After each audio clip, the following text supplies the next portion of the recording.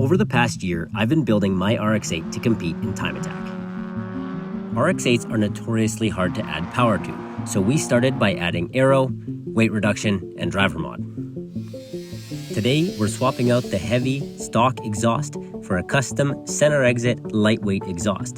Then we're building a diffuser and getting the car ready for our first event this weekend.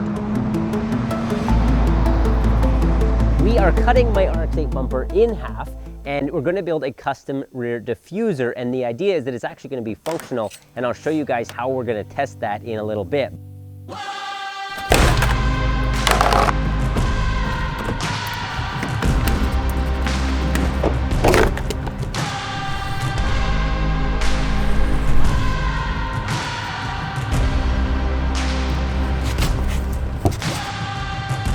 The bumper is cut all the way around to the back tires, so we got to get the sticky tires back on, because now that you can see the tires right from the back, it's got to get that better stance, and the sticky tires going on.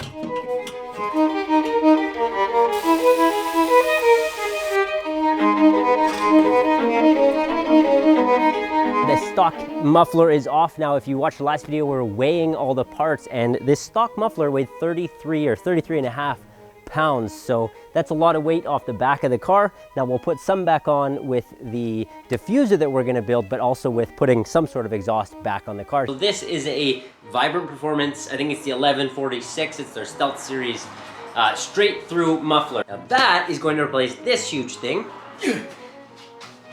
This.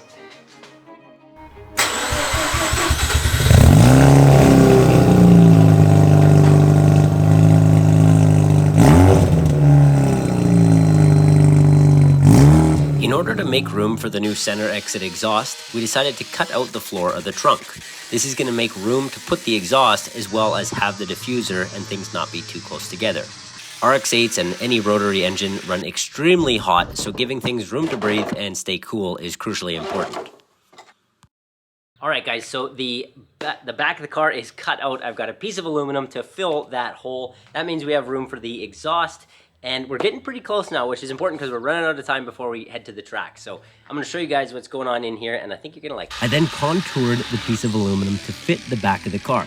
This would make sure that I could seal it up and no water or exhaust could get inside.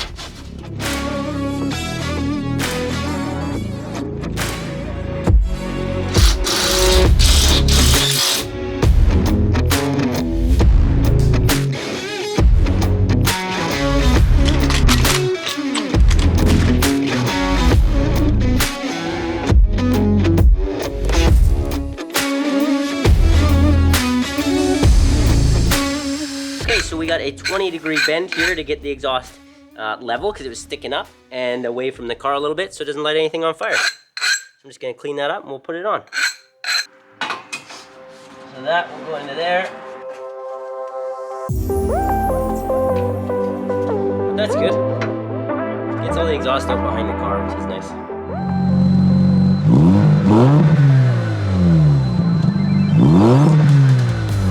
I was starting to run low on time. I had to leave for the racetrack in just 13 hours, and I still had to finish the exhaust, replace a left rear wheel stud, thanks Oliver, paint and reinstall the rear crash bar, fix and bleed the rear brakes, and the diffuser was starting to look like it probably wasn't going to happen.